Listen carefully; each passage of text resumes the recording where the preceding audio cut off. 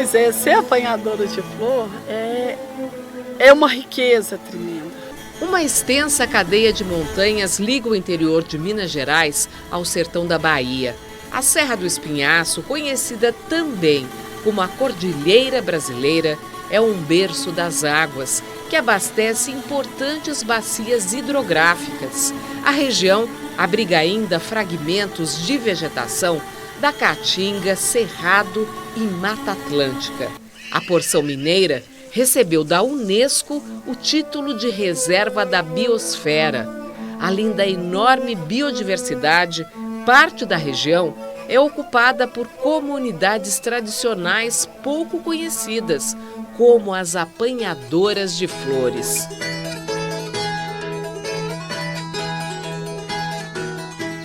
No Repórter Eco de hoje, você acompanha o documentário sobre o trabalho essencial e pouco conhecido das apanhadoras de flores sempre vivas em Minas Gerais. E veja também: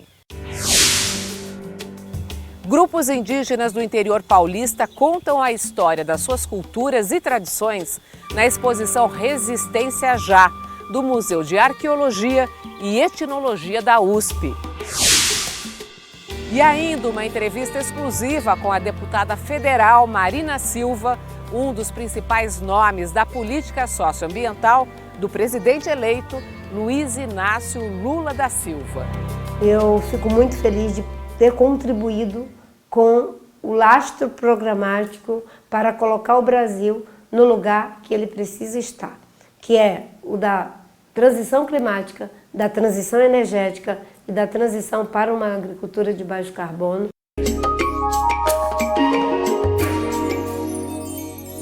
Grupos indígenas do Centro-Oeste paulista contam sua própria história na exposição Resistência Já, que está em cartaz no MAI, Museu de Arqueologia e Etnologia da Universidade de São Paulo.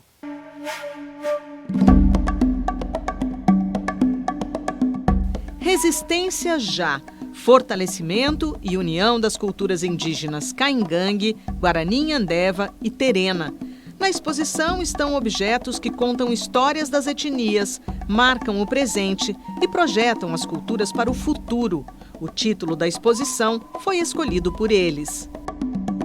É para caracterizar o processo de luta e de resistência e de resiliência, né, por parte dos grupos indígenas no Brasil, representado por esses 3 grupos que estão no estado de São Paulo. Por meio de antropólogos como o alemão Kurt Unkel, que viveu entre os guaranis no início do século XX e foi batizado Nimuendaju, peças antigas confeccionadas pelos indígenas chegaram ao Museu de Arqueologia e Etnologia da Universidade de São Paulo. O gaúcho Harald Schultz também contribuiu, formando a maioria das coleções etnográficas do Museu Paulista. Paredes em vermelho e cor de genipapo destacam os objetos da etnia Caingangue. Os indígenas estão no território em que hoje fica o estado de São Paulo há pelo menos 1000 anos, segundo estudos arqueológicos. Este colar, feito de ossos de aves, indica o talento de um caçador para garantir a sobrevivência. Este outro, feito antes de 1932, é um colar de pajé, aquele que faz a ligação entre os mundos material e espiritual. Esta vestimenta em destaque, uma roupa de parteira, foi confeccionada antes de 1914. Era usada pelo pajé ou pela cunhã, que entre os trabalhos espirituais que realiza, ajuda a trazer ao mundo os bebês. Os grafismos são sagrados. Pote para beber água ou armazenar mel. Buzina para garantir a comunicação na mata. Machado de pedra. Borduna. Objetos dos antepassados estão ao lado dos criados hoje, como estas roupas para os rituais, feitas pela cunhã Dirce, uma mulher pajé, e sua filha Suzilene. É uma forma de mostrar que a nossa cultura está muito viva e que ainda a gente continua mantendo as nossas tradições. Então, isso daí é passado de geração para geração. E isso é muito importante, deixar não só para os nossos jovens, mas também para as pessoas que não conhecem a nossa cultura. Essa exposição reúne os saberes tradicionais indígenas e os saberes acadêmicos. Mas são os povos indígenas os grandes protagonistas. Eles são os curadores, fizeram a pesquisa sobre os objetos e a voz deles está aqui. Você encontra essas fichas narrativas onde eles vão contando a história de cada objeto que é apresentado. Os museus, eles sempre remetem ao passado para trazer sentidos, né, para a preservação no presente. Mas para os povos indígenas isso é muito mais forte, né, porque são culturas que se desenvolvem a partir da transmissão de uma ancestralidade para as lutas indígenas no presente, né, sempre fincado, né, numa construção de um futuro possível e digno para os povos indígenas. O amarelo identifica a etnia Guarani-Nhandeva. Eles trouxeram representações das armadilhas para caçar pequenos animais e da casa de reza. A pia ou canoa sagrada é usada no cerimonial Nhemongarai, equivalente ao batismo. O petinguá, cachimbo dos pajés, é feito de árvores secas. Os chocalhos são enfeitados com penas de aves. Algodão e cera de jataí, abelhas sem ferrão, são matéria-prima para as velas que iluminam o ritual. Aqui estão os utensílios para afiar algodão e sementes plantadas por eles, como as de pau-brasil, além do artesanato, que ajuda no sustento das comunidades. Nas fotos, pais e filhos semeiam o futuro com base nos ensinamentos dos ancestrais. Existem alguns pré-conceitos, né, sobre as populações indígenas, então a gente precisa quebrar esse sistema, fazendo essas divulgações, fazendo parcerias, né, com essas instituições, para que isso possa vir a mudar. A cor de terra nas paredes destaca os objetos da etnia terena. Ao lado da faixa de algodão usada nas vestes, o fuso para preparar a matéria-prima dela. O baixeiro, objeto usado para proteger os cavalos do trabalho pesado, é de folha de bananeira. Ao lado do arco e flecha, confeccionado por artesãos, o convite para manuseá-lo. Nas fotos antigas, a dança do bate-pau, que se mantém nas aldeias. Mas agora a vestimenta foi adaptada, porque eles não têm mais as penas de ema à disposição. Eles ficaram muito surpresos, né, por encontrar esse conjunto ornamental completo, e um grupo liderado por 2 pajés, o Sr. Cândido e a Dona Ingrácia, lideraram um trabalho de restauro. O penacho para benzimento usado pelos pajés é feito do mesmo material. Armadilha para a captura de peixes, abanador de fogo ou de gente, bolsa para carregar mandioca. Os objetos contam muitas histórias. Atuais moradores da aldeia ainda confeccionam flautas que podem ser experimentadas aqui. O futuro ainda está em construção e a gente trazer a representatividade do passado, dos nossos ancestrais, é porque houve uma luta nas nossas lideranças lá atrás, né?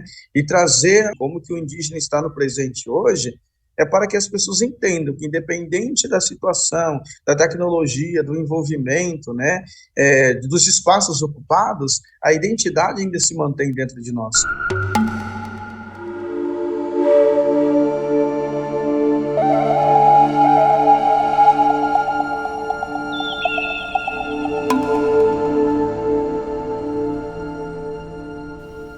E vamos agora às notícias da área socioambiental que tiveram destaque. O chefe da Convenção da ONU sobre o Clima, Simon Still, planeja reformular as negociações anuais da COP para torná-las mais eficientes, transparentes e com resultados. A decisão foi tomada após críticas às conclusões da COP27. A Conferência de Mudanças Climáticas realizada no Egito terminou com um acordo considerado histórico de criação de um fundo para reparar perdas e danos de países vulneráveis à crise climática, mas diversos entraves para o controle do aquecimento global não foram resolvidos este ano e devem ser discutidos só em 2023, na próxima Cúpula das Nações Unidas, em Dubai, nos Emirados Árabes Unidos. No Brasil, a Comissão de Meio Ambiente da Câmara, dominada pela bancada ruralista, aprova projeto de lei que amplia o volume de madeira que pode ser explorado em pequenas propriedades rurais e permite o transporte sem necessidade de comunicação aos órgãos ambientais. Deputados da Frente Ambientalista e ONGs veem risco de facilitação do tráfico e contrabando de madeira com o texto do projeto de lei.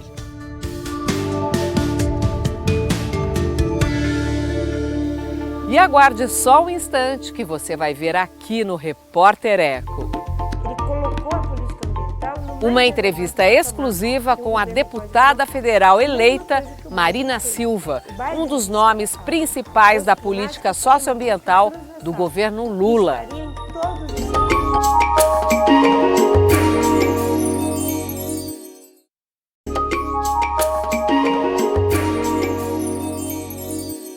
Marina Silva é um dos principais nomes de apoio ao governo Lula.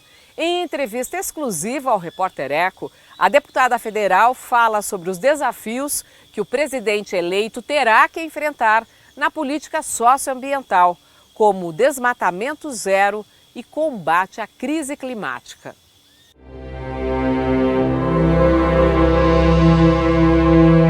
Devastação e crimes socioambientais marcaram os últimos anos no Brasil. Na Amazônia, aumento das queimadas, desmatamento, invasão e grilagem de terras, roubo de madeira, garimpo ilegal, ameaças a ribeirinhos, quilombolas e povos indígenas, incluindo os isolados, perseguição e morte de defensores da floresta, perda de biodiversidade, também em biomas como Cerrado e Mata Atlântica, liberação recorde de agrotóxicos, órgãos de monitoramento e fiscalização desmontados. Mas para Marina Silva, nascida num seringal no Acre, aliada de Chico Mendes na luta pela defesa da floresta, historiadora e psicopedagoga, é possível superar isso. A deputada federal eleita por São Paulo foi ministra do Meio Ambiente quando Luiz Inácio Lula da Silva era presidente. Nas eleições 2022, integrou a Frente Ampla, que levou à terceira vitória dele. Lula aceitou incorporar no plano de governo propostas apresentadas por ela no documento Resgate Atualizado da Agenda Socioambiental Perdida. Ele colocou a política ambiental no mais elevado patamar que um governo pode colocar. A mesma coisa que o Biden fez.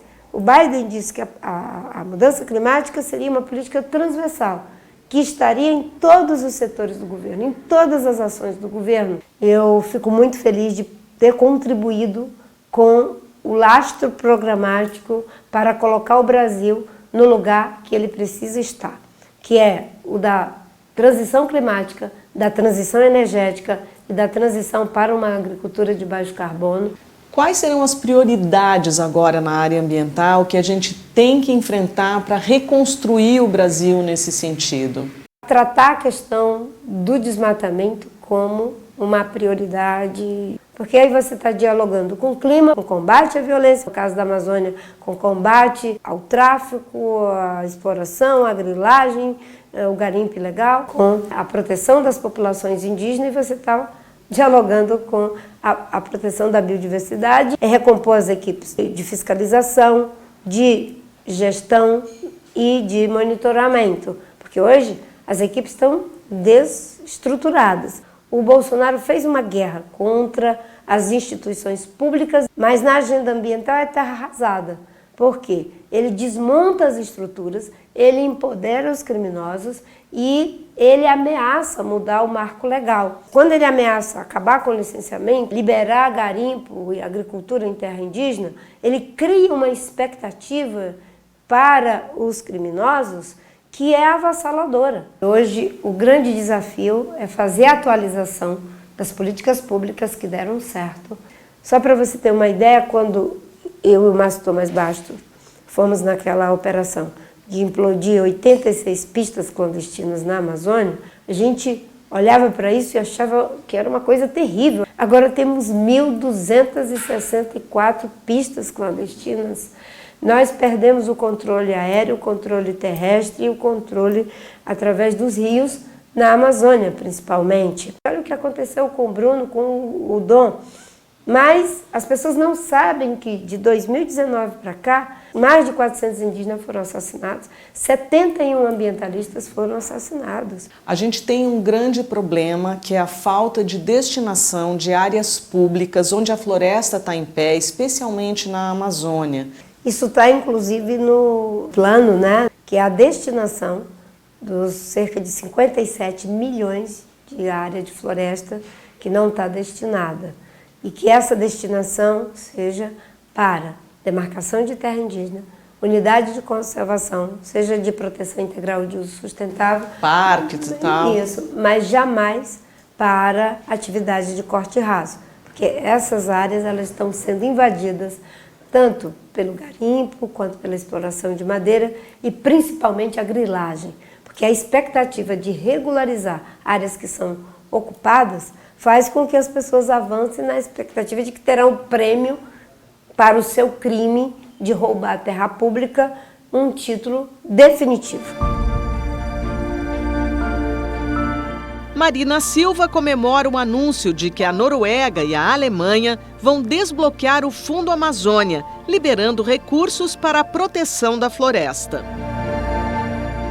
É bom que fique claro, esses recursos não vieram para a gente fazer o dever de casa. Eles vieram como um prêmio, porque conseguimos, com o plano de prevenção e controle do desmatamento, reduzir desmatamento em 83% por quase uma década. Quando eu saí do governo, não é? O Fundo Amazônia estava pronto.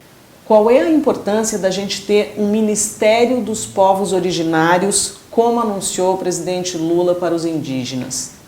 É parte do esforço de reparação histórica, política e institucional com esses povos que foram tão excluídos no decorrer da história e que agora no governo Bolsonaro ele tinha um projeto de completo abandono em relação a eles. Uma grande preocupação da sociedade brasileira é a quantidade de agrotóxicos que foram liberados durante esse último governo. Há um projeto para tentar se contrapor à bancada ruralista e mudar essa situação? O pacote do veneno não passará e, obviamente, que vamos buscar as regras corretas. A Anvisa voltar a funcionar como deve funcionar.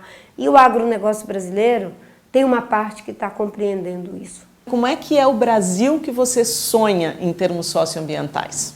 Um país que seja próspero, justo, democrático, sustentável, diverso. O ser humano tem capacidade infinita de desejar e o planeta diz que não dá. Eu posso consumir mais beleza, eu posso consumir mais riqueza afetiva. Isso é o ideal do ser. A sustentabilidade não é uma maneira de fazer, é uma maneira de ser, é uma visão de mundo, é um ideal de vida.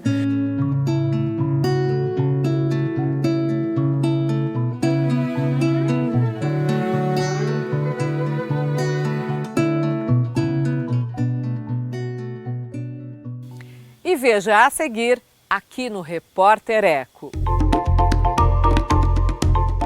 Documentário divulga as comunidades tradicionais das apanhadoras de flores sempre vivas na região da Serra do Espinhaço, interior de Minas Gerais.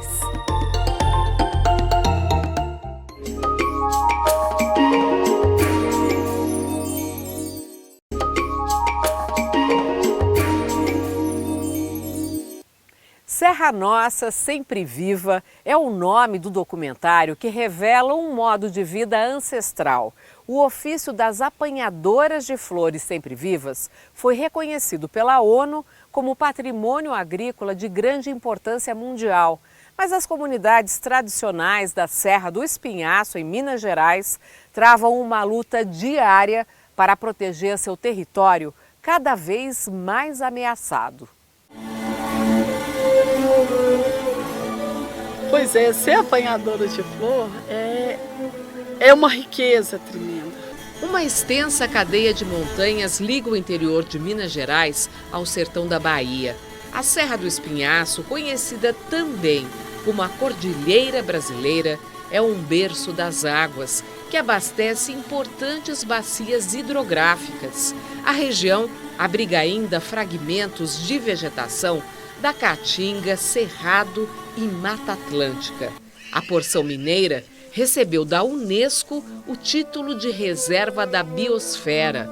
Além da enorme biodiversidade, parte da região é ocupada por comunidades tradicionais pouco conhecidas, como as apanhadoras de flores. Quando a gente fala de apanhadoras de flores, a gente está falando de um sistema muito complexo. Tem 3 principais atividades, que é a apanha da flor, que é o carro-chefe da economia, que é você subir a campo e andar ali em torno de 10 a 20 quilômetros por dia. E aí, nesse processo também, tem uma questão que a gente chama de transumância, que para a gente é só subir a serra, é passar um período de 3 a 6 meses do ano em cima da serra. E aí, nesse momento, as moradias ou são as lapas ou os ranchos. E aí tem também a solta do gado, que também é feito em áreas de uso comum, é o gado pé duro, e a agricultura nas roças de tocos, quintais produtivos, que garante ali a segurança e a soberania alimentar. O documentário Serra Nossa Sempre Viva, lançado recentemente, dá visibilidade a estas comunidades esquecidas pelo poder público. O vídeo mostra um modo de vida ancestral, reconhecido pelas Nações Unidas como patrimônio agrícola de grande relevância mundial, e revela as pressões sofridas pelas comunidades a partir da instalação de grandes empreendimentos na região. Eles têm uma frente forte dos latifúndios, do gado, né? Nas terras, nas partes baixas. Então, fazendeiros e grandes latifúndios improdutivos, inclusive na classificação oficial já de estado. Você tem a entrada também mais recente dos eucaliptos, né? Grandes empresas de monocultivo de eucalipto, voltadas sobretudo para carvão vegetal, para abastecer as siderurgias de Minas, né? Da parte, principalmente da região do Vale do Aço, em Minas, das siderurgias do ferro, que foram cercando áreas também de comunidade. A situação piorou com a criação, sem consulta prévia, do Parque Nacional das Sempre Vivas, que ocupou parte dos territórios tradicionais. A unidade de conservação integral proíbe a coleta das flores, mesmo pelas comunidades de apanhadoras. O uso tradicional, ele tem sido dificultado. Então, a gente observa um dos principais campos está dentro de um parque nacional. Desde então, esse uso ele tem sido cada vez mais difícil.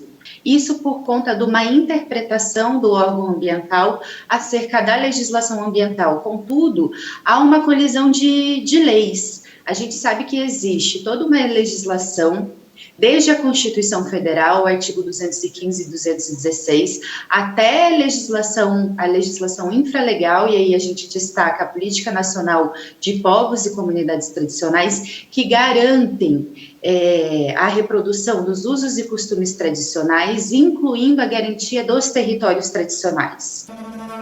Enquanto o conflito não é solucionado definitivamente, seguem tentativas de acordos temporários. É o fechamento de um termo de compromisso entre o órgão ambiental, Codessex e comunidades, que vai garantir o uso temporário dos territórios tradicionais sobrepostos ao parque.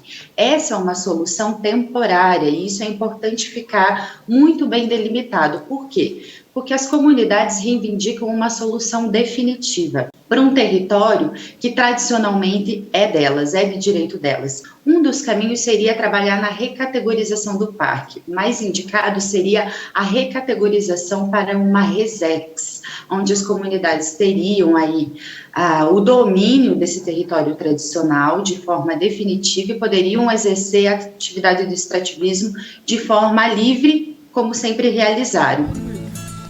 As comunidades lutam para recuperar o território que era dos seus ancestrais e querem, a partir de agora, ser consultadas antes da implantação de qualquer empreendimento. O documentário comemora uma conquista, a criação do protocolo de consulta prévia das apanhadoras de flores. A principal base dele é a Convenção 169 da Organização Internacional do Trabalho. A gente ainda pode trazer outras bases na legislação nacional, a própria política de povos e comunidades tradicionais e outras legislações, mas ele é um instrumento que obriga o Estado a consultar as comunidades diante de qualquer intervenção em seu território. A gente pode resumir como se fosse a lei da comunidade, e o Estado precisa observá-la. Quando o Estado não observa, o que tem ocorrido?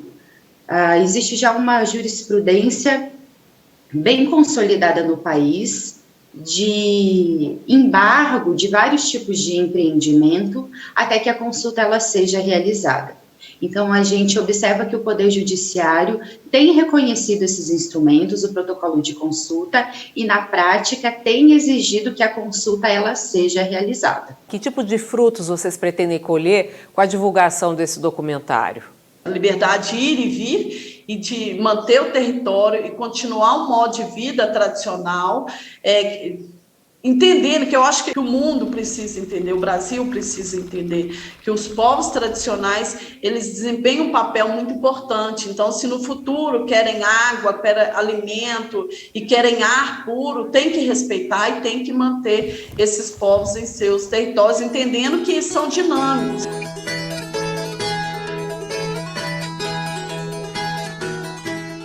E por hoje é só. A gente se encontra no próximo Repórter Eco, com mais projetos, ações e pesquisas rumo a um mundo sustentável. Até lá!